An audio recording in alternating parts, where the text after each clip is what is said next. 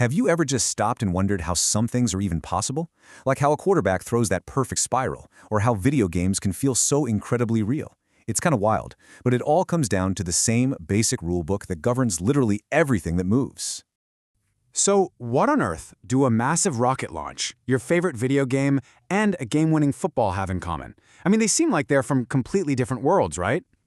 Well, the secret is they're all playing by the exact same set of rules, a sort of cosmic rulebook written by the universe itself that explains the how and the why behind every single movement. And that's the rulebook we're going to crack open today. Welcome to Learn with Ease, the place where we make complex science super simple to understand. Okay, let's dive into this. So before we can get to the big, epic laws, we need to learn the language. I'm serious, motion has its own language, and it starts with two really key words, scalars and vectors. Think of them like the basic vocabulary you've got to know.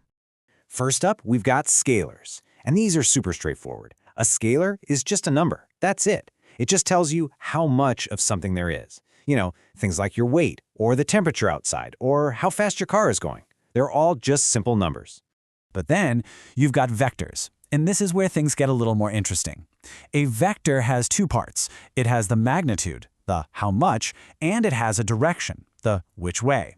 This is absolutely crucial for things like a force. Are you pushing or pulling? Or for velocity, are you driving north or south? So how do we even picture these things? Easy. We use arrows. The length of the arrow tells you the magnitude, so a longer arrow means a bigger number, a stronger force. And, wherever the arrow is pointing, well, that's your direction. Simple as that. Okay, so let's do a quick recap. A scalar, it's just a number, like speed. A vector, it's a number plus a direction, like velocity. You add scalars with regular old math, but vectors have their own special rules, because you have to think about which way they're pointing. That little difference is a huge deal. All right, enough with the theory. Let's put this new language into practice. We're going to look at two words you probably use all the time, but in physics, they mean very different things: distance and displacement. Check this out. Distance is a scalar. It's the total ground you covered, kind of like your step counter. Let's say you walk 2 blocks to a friend's house and then walk 1 block back. You've walked a distance of 3 blocks. But displacement is a vector. It only cares about the straight line from where you started to where you ended.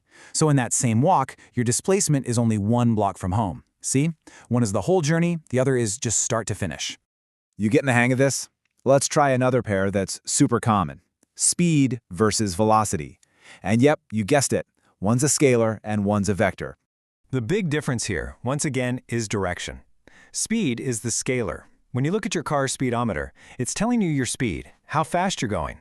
But velocity is the vector. It tells you how fast and in which direction. So saying your car is going 60 miles per hour, that's speed. But saying your car is going 60 miles per hour east, now that's velocity. That one little word, east, adds the direction, and boom, it's a vector. All right, we've got the vocabulary down. Scalar, vector, we're good to go. Now it's time for the main event. We're talking about the 3 legendary laws published by Sir Isaac Newton way back in the 1600s. These 3 laws are the absolute foundation of how we understand motion. Let's kick it off with law number 1. You've probably heard of this one before. It's famously called the law of inertia. This law is actually kind of like the universe's rule of laziness. It basically says things are going to keep doing whatever they're already doing. An object at rest stays at rest. An object in motion stays in motion, period. That is, until some outside force comes along and messes with it. That soccer ball just sitting on the grass, it's not going anywhere until you kick it. That is inertia in action. Now, for law number 2, and this one is a superstar.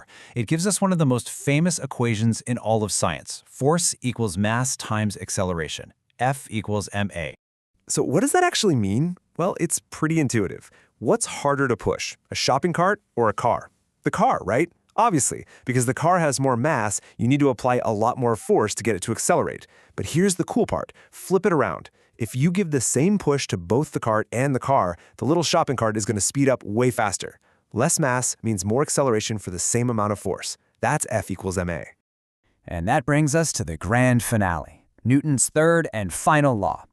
This one is all about balance, the law of action and reaction. Oh yeah, this one is a classic for a reason.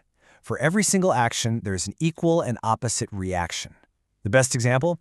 A rocket launch. The rocket blasts hot gas downward with incredible force. That's the action. And the universe responds with an equal and opposite reaction, pushing that rocket upward into space. It's the same reason a ball bounces. It hits the ground, and the ground pushes right back. Okay, so these laws are old, like hundreds of years old. Do they still even matter today? Yes, absolutely. Let's talk about how these old rules are running our modern world right now. Here's why this isn't just a history lesson. Think about the car you ride in. The engineers who designed the airbags, the crumple zones, the seatbelts, they live and breathe these laws. They use the law of inertia to predict what your body will do in a crash, and they use F equals ma to design systems that slow you down safely. These ideas literally save lives every single day. And it goes so far beyond cars. Building an airplane? You need Newton's laws. Charting a course for a spacecraft to Mars? Newton's laws. Figuring out how planets stay in orbit? You guessed it. These 3 simple rules are the fundamental blueprint we use to build and understand our physical world. So I want to leave you with this thought. Now that you have the rulebook, you know the difference between a scalar and a vector, you've got Newton's big 3 down, take a look around you. What's something in your everyday life that suddenly makes a little more sense? What can you explain now that you couldn't before? Hey, if this explainer clicked for you, do us a huge favor and hit that like button. And I really want to see your answers in the comments. What can you explain now with these laws? Share this with a friend who might find it interesting. And of course, make sure you're subscribed to Learn with Ease and follow us for more. Thanks for hanging out.